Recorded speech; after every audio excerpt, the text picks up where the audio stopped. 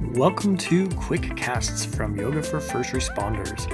I'm Eric Brenneman, and in these bite-sized episodes, we'll bring you quick insights and practical tips on the power of yoga, breathwork, mindfulness, and meditation specifically for first responders.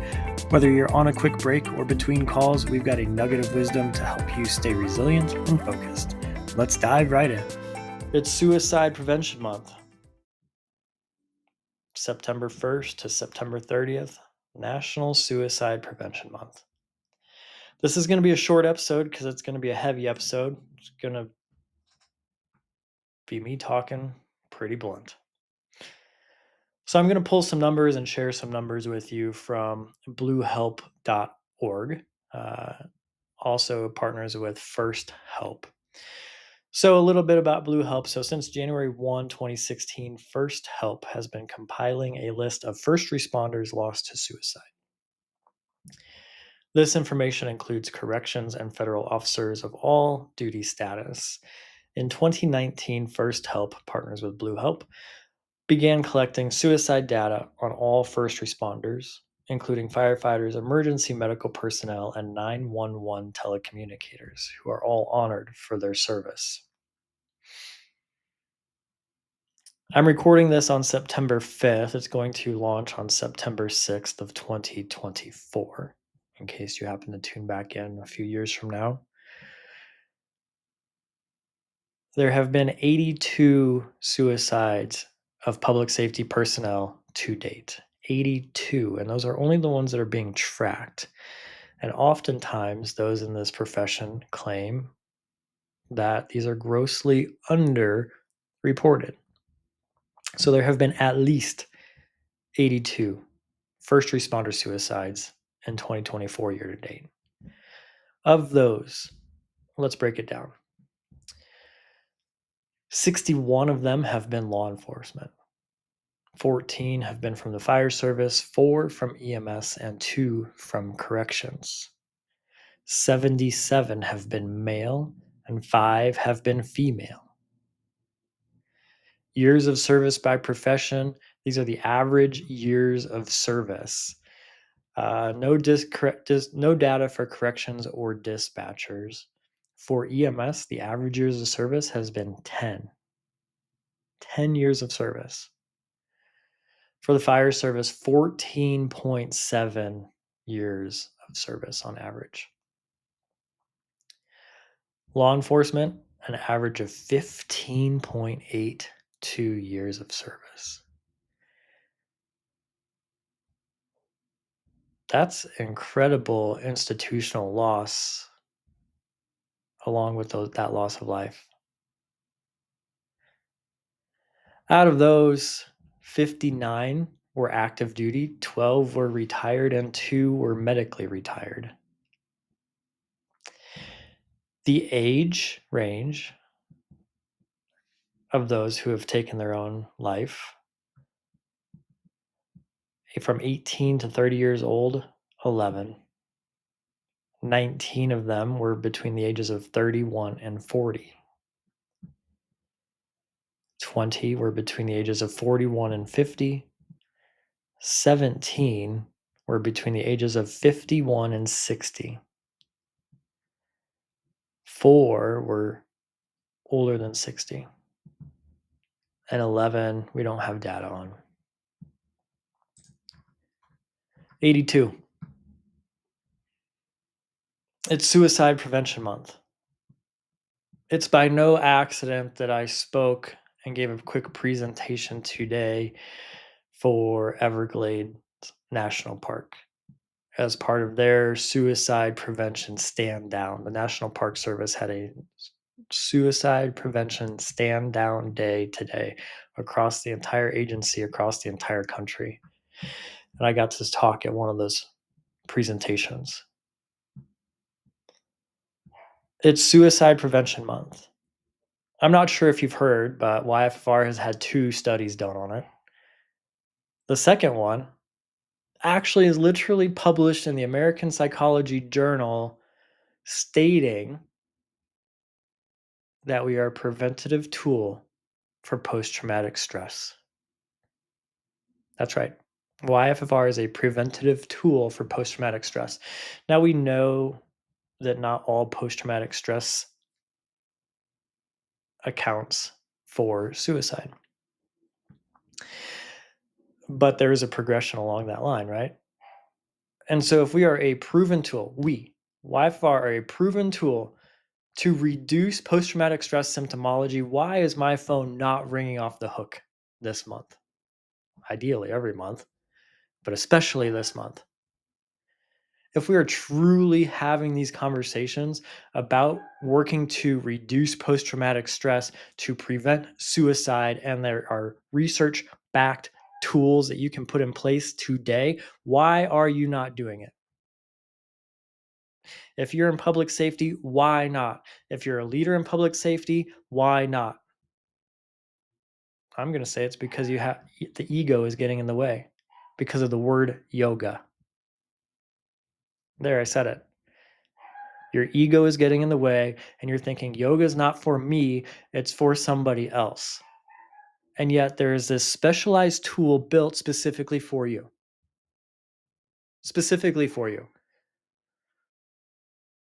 So, if you're hearing this podcast and you haven't talked with us, reflect on why that is.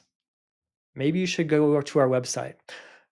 Maybe you should share this with somebody else in your organization or your neighbor or your friend who's a person that is in public safety that may need to hear this, that there is a tool out there for them.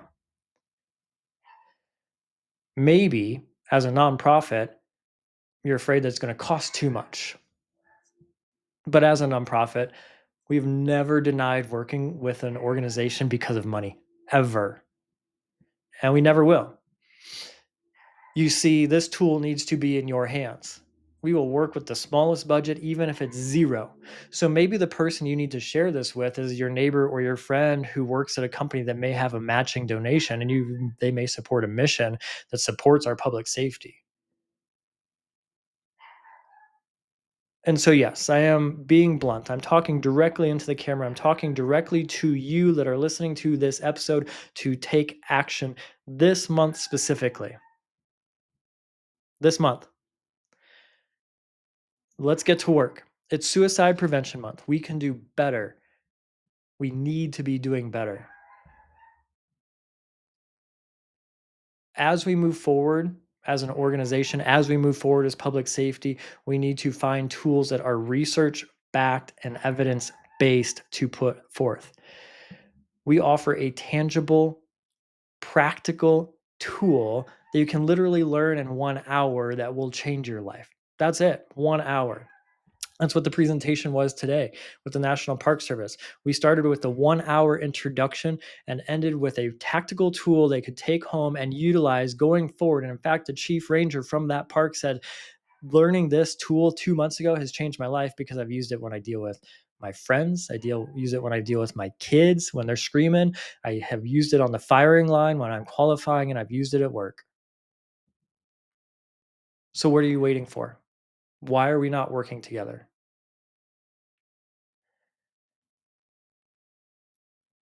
Another research study on our protocol, a 6-week online training that you can purchase for yourself or for an agency, or donate it for an agency, or just reach out and say, hey, I need that training. I'll give it to you if you just ask for it. I need that training. That 6-week training showed that we were able to change your stress mindset, meaning that you start to see stress as a challenge and not a threat. And that's critical when it comes to post traumatic growth versus post traumatic stress. There's an incredible amount of science behind that. So that's 2 research studies. One that shows we can change your stress mindset, and the other one that shows that we are a preventative tool for post traumatic stress symptomology. Reach out. Reach out to me. Send me an email. You can reach out to our entire organization if you email info@yogaforfirstresponders.org, O-R-G, all spelled out. You can text me. You can call me. You can say, Eric, I want something. I need that 6-week course. I want a 1 hour introduction to this. via Zoom, whatever. My number is 720-310-8122. 720-310-8122. If nothing else, share this episode with somebody in public safety that you love, that you care for, that's in a leadership position, that's in a peer support team, that's in a health and wellness position, whatever, that's riding the truck, that's a first year firefighter, first year cop, an FTO, an academy instructor. I don't care. Send it to somebody that you know. It's only going to be 10 minutes long. Send it to a friend that can donate $5. Send it to somebody in your community that you know that runs a business that supports veterans or public safety, and see if they can donate $100 to the organization. Since they support the mission, they should support a mission that reduces post-traumatic stress, especially in September during Suicide Prevention Month. I'm talking to you directly into the camera, into your stereo, into your headphones, into your AirPods, however you're taking this in. I'm talking directly to you and challenging you to take action today.